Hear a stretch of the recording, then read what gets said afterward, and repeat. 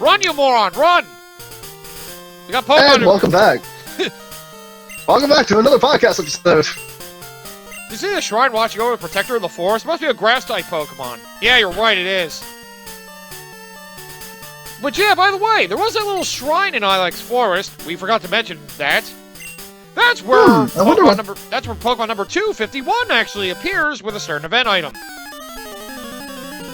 Which you can't legitimately get unless for what was actually pretty cool of them, you got the Pokemon Crystal version on 3DS through the Virtual Console. Which, since we're on that topic, oh yeah, we should probably discuss this because if you want to get it, you better hurry your ass up. Yeah, because I don't know when this is going to air specifically, but probably around April or May, if I had to guess. All right, so if that's the case, so if you want to get anything specific from the Wii U or 3DS eShop, obviously, like MJ said, get it now while you can. I mean, you can always still get physical copies, but... Yes, but there are certain things that are eShop exclusives that have not come to the Switch yet. So, Game Explain actually did a whole video discussing all the stuff that hasn't been ported over to Switch that's still in the eShop only for both 3DS and Wii U. I'll be sure to have MJ provide a link to their video in the description. Yeah. But just in case, so you guys don't miss out. And one of those things is obviously the Generation 1 and 2 3DS Virtual Consoles. Yes, which at the very least, if you want to get any of them, get Pokemon Crystal, because that's the ideal version of Gen 2. And for some reason, they decided to give you an event item in the Virtual Console version of Crystal after you beat the Elite Four. Which that's a good way to go about it. That's actually kind of cool of them to do that. Because you can't normally do that in the actual physical version of Crystal. Nope. Like, that's actually one of the coolest things they've done. That was actually nice. Makes me feel like I should probably go download that now that I'm thinking about it. Yeah. Then again, Pokemon Bank. Oh yeah, that's another thing of news. Pokemon Bank's about to go free. Gee, I wonder why that is. Because they want you to throw everything in Pokemon Home. That's probably why. And because of the, yeah, the shops are going down. In case you didn't know, we were alluding to.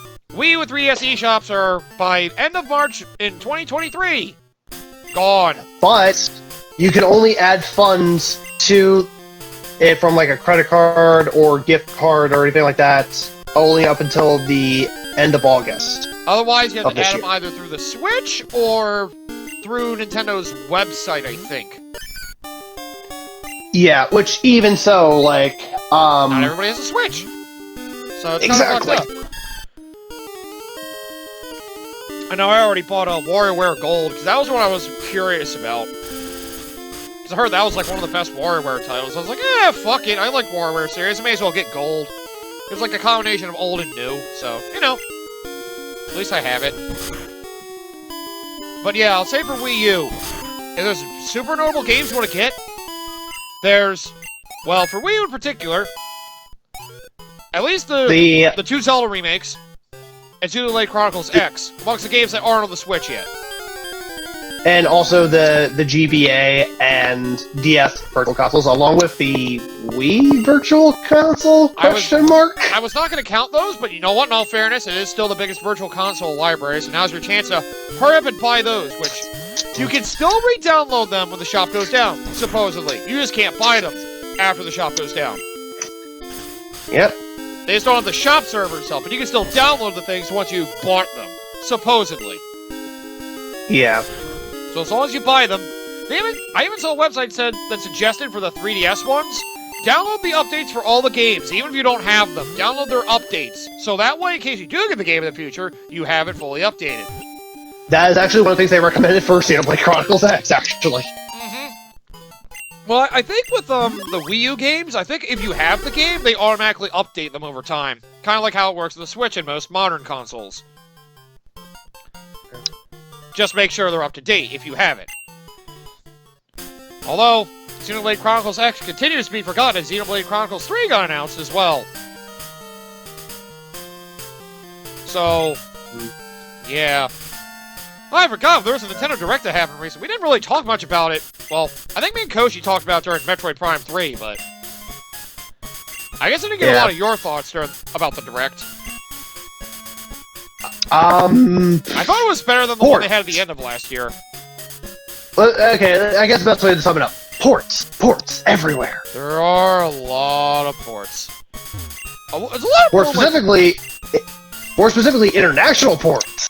Yeah, we're getting some Japan exclusive games. I know one of the big ones people wanted was Live Alive, which is apparently a big inspiration for Octopath Traveler, and is also seen as one of the big Super Nintendo greats of the RPGs, along the likes of Final Fantasy VI and Chrono Trigger.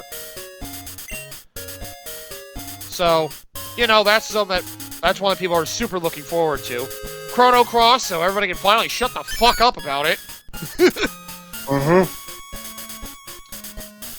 And, Portals 1 and 2, which honestly sounds like it should have come sooner. So, you know, good for people that haven't gotten to play those yet. Taking those on the go is nice. And since it's probably done by Valve, I would expect the ports to be serviceable. Not like Grand Theft Auto Definitive Edition. Yep. That still is so disappointing. They did release another patch for it. Well, good. It's still fucking broken on Switch entirely. What, you didn't like how the rain looked? No! God forbid I see that rain again, if that's what you want to call it. Hey, what are you up to? What the fuck are you doing? Oh god, a cop! I'm not doing anything, officer, I swear! Don't hurt me! Yeah, by the way, they're police officers. You can only battle these trainers at night. And they're typically stronger than a lot of the other trainers on the route, so, you know. Just make sure you know if you have the game set for nighttime, you can always come here to, battle the, no! Police officers. I want to say there are trainers you can only fight during the day, but I think that's more Gen 4. Yeah, that's more of a Gen 4 That's thing. like the joggers or whatever. Something like that. Yeah, something along those lines, yeah. You got the joggers in the morning and the police at night. I'm just walking by, minding my own business, and you sent a freaking Growlithe at me. What the hell? I'm sorry, do I look black? Whoa, whoa, whoa, whoa, whoa, whoa, whoa, whoa, whoa, bro! MJ! Oh, MJ! Come on, somebody would have said it! Come on, look at the world now! I'm sorry. Well, you know how social standards are, the police. It was a joke! It was a joke of the police, okay? I don't mean that, Jesus. It probably was too far, though. A little bit. Sorry. Oh, that reminded me of something I saw on Saturday Night Live recently. There was like an episode where, I think there was, one of the Black and White cast members, like, actually wrote jokes for each other to say on the, Weekend Update segment. And they tried to make the jokes, like, absolutely terrible. Like, I mean, like, not like jokes that suck, but jokes that are, like, almost offensive. Oh my god. Some of them were good. The black guy wrote some jokes for, the white guy. I don't know either of their names. About, like, things about a black Superman movie. Oh my god. Some were awful. Like, one of them was, like, one of the working titles for the movie's called Man of Steel, with Steel spelled S-T-E-A-L. Like, oh my god. Like, Jesus Christ. What was another one? This is like, we found out more about the Black Superman movie, including Black Superman's kryptonite, an honest day's work. Oh, no. God, no. I know. Just remember, it was the black cast member that wrote these jokes for the white guy to say during the segment. Oh no. Yeah.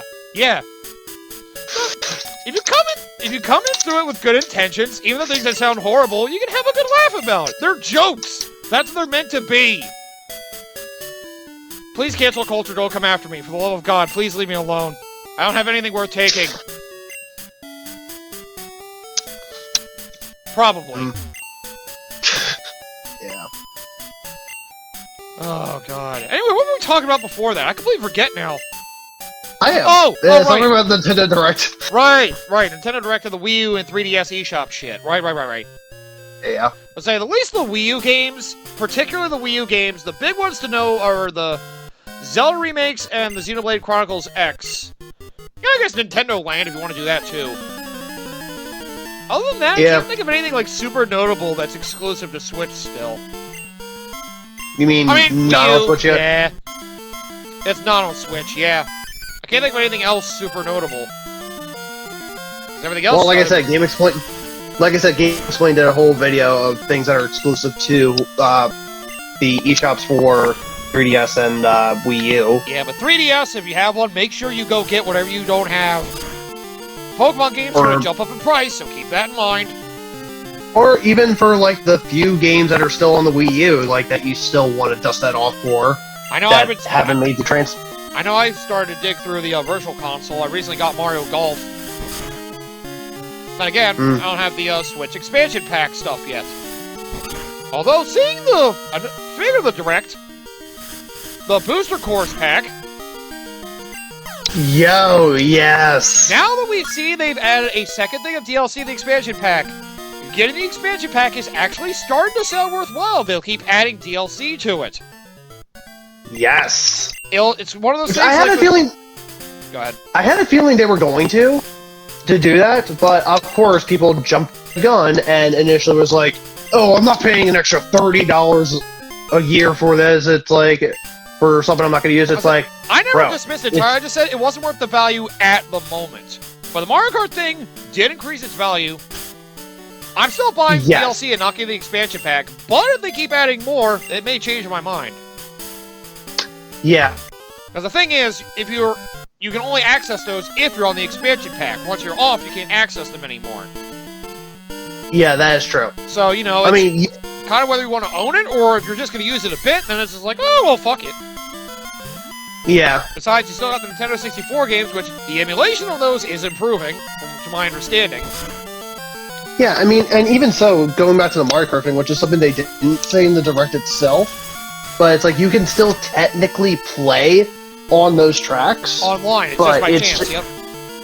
Yeah, online with someone who got the expansion pass. As long as one person in the online group has the expansion pass, there's a chance of that coming up. Yes, I think that's how it works.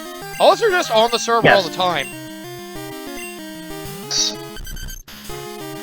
By the way, you know, it makes sense, because Mario Kart 8 is so good as it is, we don't really need a 9 yet. Well, I thought I heard rumors, somebody was saying, like, they were going to do another, like, Mario Kart game. I thought I was hearing rumors of something, like, called, like, Mario Kart Crossroad. Yeah, I heard that rumor a lot, which... Especially when they announced a big expansion for Mario Kart 8 Deluxe, which is a game that's been out for over 5 years at this point. Technically 10 if you really want to count the original Wii U version. It's like about 8, but yeah, basically. Yeah, so I would say if they were going to do a Mario Kart 9 at this point, I would say they should wait at least... Next Switch console or whatever. Like a year or two after the expansion pass, those courses have all rolled out at that point. Which is supposed to be done by near the end of 2023. Yeah. Hey, now we can play Mario Kart Tour races! Yay! Oh, God. Hey, better than actually downloading the actual game itself. Mario Kart Tour, yeah. I still occasionally play that, only just because I'm a fucking score hog. And I want to collect all the characters, damn it, or at least the ones I want.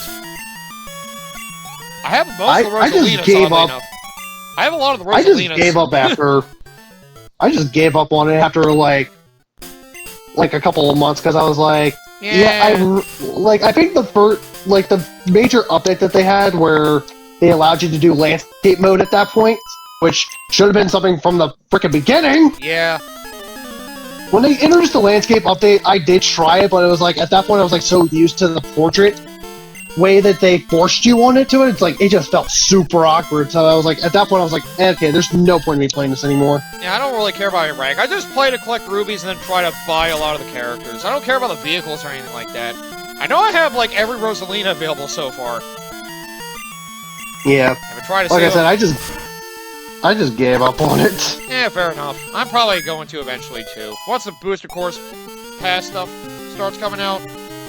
I mean, there's one thing that that game had, was the exclusive courses based on, like, actual real-world regions. And it looks like pretty much all of them are going to come to the booster course pass. Which, thank God. I'm wondering how they're going to handle that, because they have, like, different versions of those courses as well. You take different routes. I wonder how they're going to handle that for Mario Kart 8 in particular. Because I don't know if it's going to be, like, a different route every lap, or if it's just, like, you can go whatever route you want as long as, like a frickin', Yoshi Valley kind of situation. Well, hopefully not that bad. Yeah. Yoshi Valley from N64 is always a nightmare. Yeah. It's a maze, it's a maze. It should be, it's a race! Then again, that racetrack is still done better than half of Sonic R's courses. Oof. Well, you did a straight road in that game, and then you're in like a big platforming area, you're like, wait, where's the way forward? Where the fuck am I going? Oh, that game was a mess. Sonic R should get a remake. Although... Yeah... That would be cool. I would like to see them tackle that again. That was a neat concept. It's just, they did not put enough time in that game at all. Nope. And you got the Sonic Racing series as it is. Yep.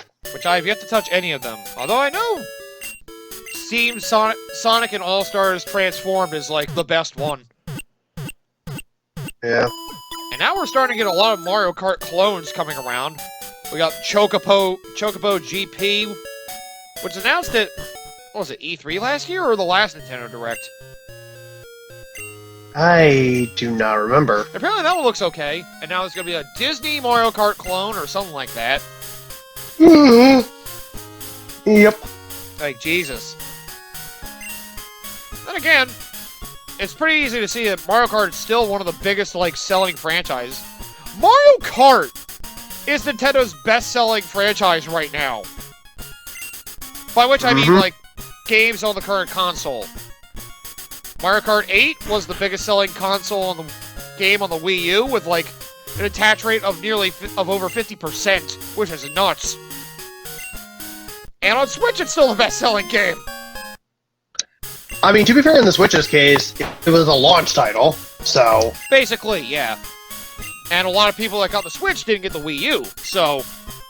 Say what you want about people porting a lot of the Wii U games to the Switch. It makes a lot of sense why they did what they did. Exactly. I just wish they weren't fucking full $60. At least for the ones that are just the game without adding anything. Yeah. Which only Pikmin 3 and Donkey Kong Country Tropical Freeze are the biggest culprits there. Yeah, where... Oh yeah, let me pay $60 for a game that existed already on a previous console that you refuse to acknowledge. Because Mario Kart 8... Are there any improvements? No. Is there any new content?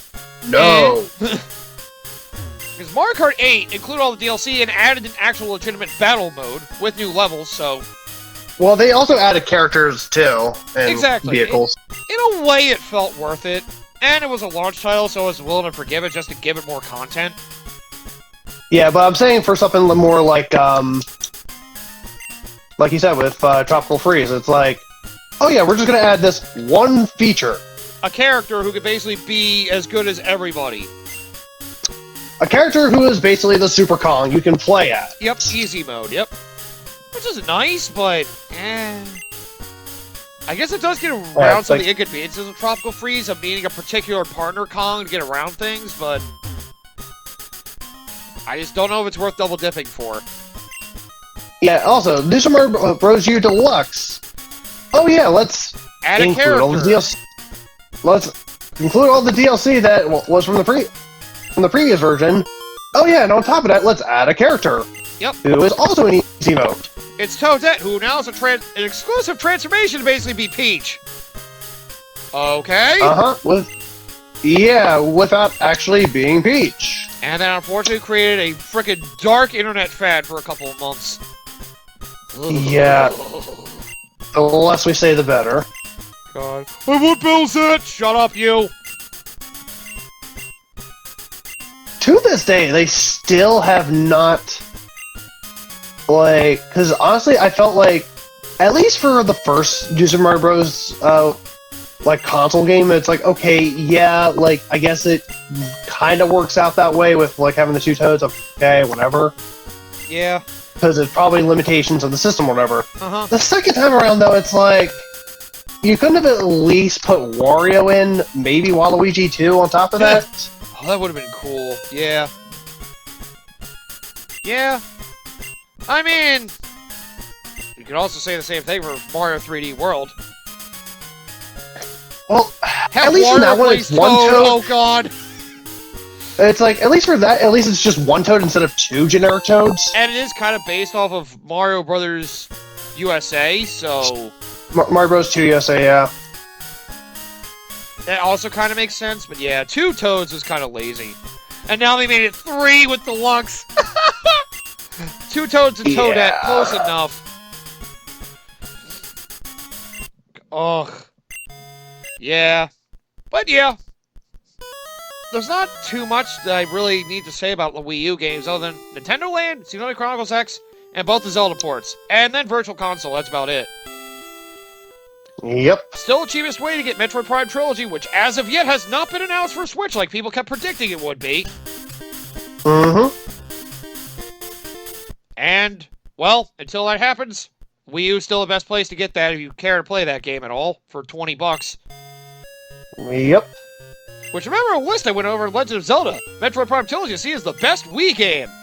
So, 2 GameCube games and a Wii game compiled together were the best Wii game on the system.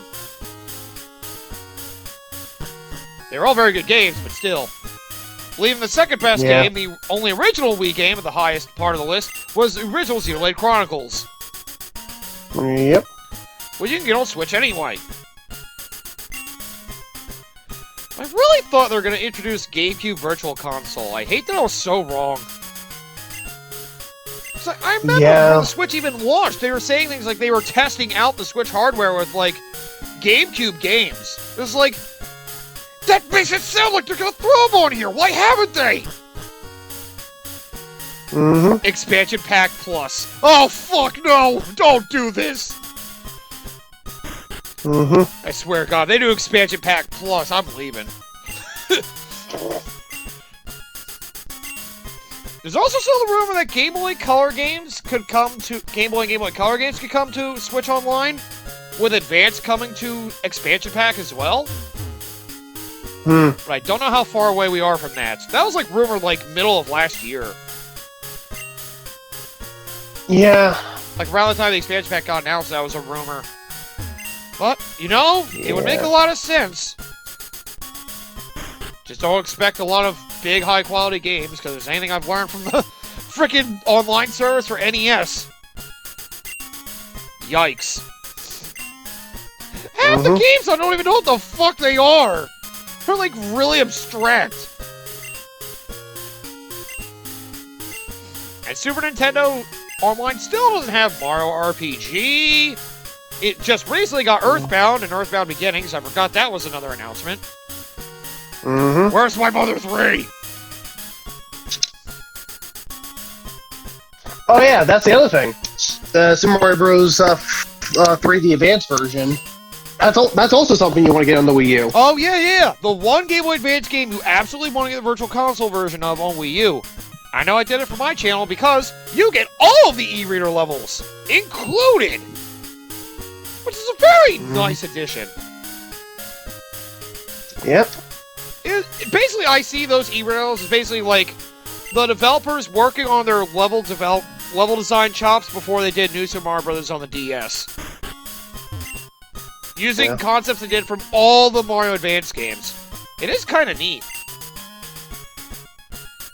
And the even better thing about it, if you have a physical cart, you actually physically have every single e-reader level in that game. Because you got the 5 levels that are included with it, which is just remakes of the original Mario Brothers levels, and 33 other stages. You can only fit 32 others on a cart. So in a physical version, even if you did it legitimately, there's always be one you couldn't have on you. Then I'm pretty sure 3 of the courses were, like, exclusive to, like, prize cards you got from events. So, yeah, that is a good reason to have that. Yeah. But yeah, 3DS games, you better hurry up and get those, because we have no alternative for those as of yet. Like, the only reason I could find this acceptable is if they had another way for you able to play these games, but good luck getting DS and 3DS games to be compatible on the Switch without making it feel really hampered. Yeah. But I guess we'll have to wait and see if they'll actually do something. Which I doubt they will. Because one thing I've learned from Nintendo, game preservation is not their forte. That's why so many people resort to piracy for their old games. Well, I guess more emulation. Which Koshi definitely is somebody who defends emulation of older games like that, because you can't really get them. So, you know, why would I pay hundreds of dollars to get a game I can't really get regularly when I can just emulate it on my computer very easily and play it for free? Because they don't give me a way to actually buy this product. Yeah. I mean, this is the way I look at it, specifically with emulation. I'm probably in a similar boat where if there's an easily accessible, legitimate, and affordable copy available from the actual people who've worked on the game, I do not condone emulating that for any reason, just to save a few bucks. Right.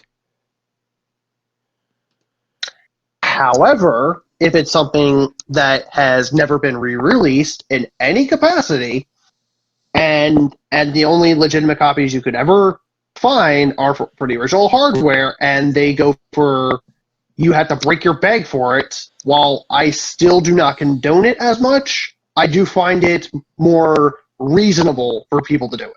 Right. That's why I didn't mind That's why I didn't mind recording an emulation of Shantae before I got a 3DS capture device. Because you want to get a physical version of that for $800 fucking dollars? At least back then. Well, that's on modern consoles now too, so. And that it shouldn't be that hard to put on modern consoles in general, probably. But either way. Yeah. Either way, this episode ended. We're in Goldenrod City, by the way. Yay! See you next time. Yep. See you guys next time.